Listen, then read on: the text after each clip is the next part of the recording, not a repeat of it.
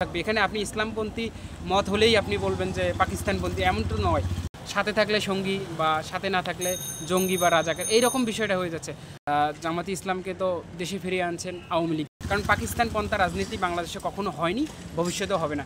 ট্যাগিংয়ের রাজনীতিটা শেষ হবে না বলে আমি মনে করছি, কারণ আমরা যখন নতুন করে কোনো ঐক্যবদ্ধ হতে চেষ্টা করি তখনই বিগত পুরনো দিনের ইতিহাসকে সামনে নিয়ে এসে ট্যাগিং দেওয়া হয়। যেমন এই যে জামাত শিবিরকে, যেটা একটি বিষয়, এই বিষয়টাকে নিয়ে কিন্তু যখনই তারা ঐক্যবদ্ধ বা দেশ গঠনে এগিয়ে আসতে চায় তখনই কিন্তু তাদেরকে শিবির বা রাজাকার ট্যাগ দিয়ে দূরে, মানে একটা ফাটল বা বিভাজনের দিকে দূরে ঠেলে দেওয়া হয়। আসলে আমি মনে করি যে এইসব নতুন বাংলাদেশে এসব সংকীর্ণ মানসিকতা থাকার কোনো প্রয়োজন নেই। যারা এরকম সংকীর্ণ মানসিকতা লালন করে তাদেরকে রাজনীতি আসার দরকার নেই, কারণ রাজনীতি তো সবার জন্য।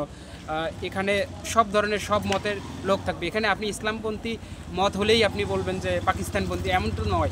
কারণ পাকিস্তান পন্থা রাজনীতি বাংলাদেশে কখনো হয়নি, ভবিষ্যতেও হবে না। বাংলাদেশের রাজনীতি আধিপত্য বিস্তার করতে চেয়েছে ভারত এবং আমেরিকা, এই দুইপন্থী রাজনীতি বাংলাদেশে চলে। কিন্তু এখন আপনি যদি নতুন করে এসে বলেন যে বাংলাদেশে পাকিস্তানপন্থী রাজনীতি হচ্ছে, আপনি দেখান বাংলাদেশে কোথায় পাকিস্তানপন্থী রাজনীতি হচ্ছে। আসলে মূলত যারা এইসব কথা বলতেছে তারা হচ্ছে ঐক্য বিনষ্ট করার জন্য এই কথাগুলোই বলছেন। আমি মনে করি এইসব থেকে বেরিয়ে আসা। 2024 সালে স্বচক্ষে দেখেছি আওয়ামী লীগ কী করেছে বা একজন দলীয় প্রধান হিসেবে তিনি কী নির্দেশ দিয়েছেন, সেগুলো তো আমাদের চোখের সামনে দেখা, আপনারাও জানেন। আর 1971 সালে যে ঘটনাটি হয়েছে কিন্তু সেটা আমরা জানি না, আমরা ইতিহাস থেকে জেনেছি। কিন্তু ইতিহাস তো অনেক কিছু বিকৃতি করেছে। ইতিহাসে জামাতে ইসলামকে তো দেশে ফিরিয়ে আনছেন আওয়ামী লীগই, তারাই তো ফিরিয়ে নিয়ে এসেছিল। তারাও তো তাদের সঙ্গে নির্বাচন করেছেন। জামাতের সঙ্গে যখন তারা নির্বাচনে অংশগ্রহণ করেছিল তখন তো তারা রাজাকারের কথা বলেনি, তখন তো তারা ট্যাগিং করেনি, তখন তো পাকিস্তানের কথা বলেনি।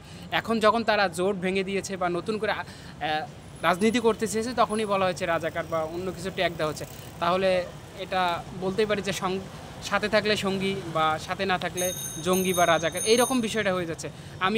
আপনি যদি আমার সাথে থাকেন তাহলে আমি আপনাকে ভালোবাসবো, সাথে না থাকলে ভালোবাসবো না, তাহলে স্বার্থের খেলা চলতেছে।